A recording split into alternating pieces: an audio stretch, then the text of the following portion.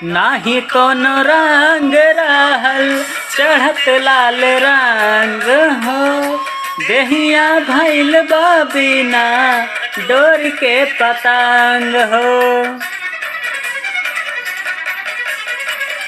नाही कोनो रंग रहल चढ़त लाल रंग हो। देहिया भइल बा बिना डोर के पतंग हो। देहिया भइल बा बिना डोर के पतंग हो। फूल बन गईली उजड़ल चमन के। फूल बन गईली उजड़ल चमन के। आप अपन ही लोग अजनबी हो गईल। ई कैसन जिंदगी हो गईल। मौत से दोस्ती हो गईल।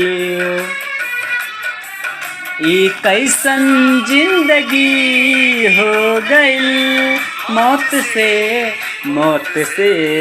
दोस्ती हो गईल।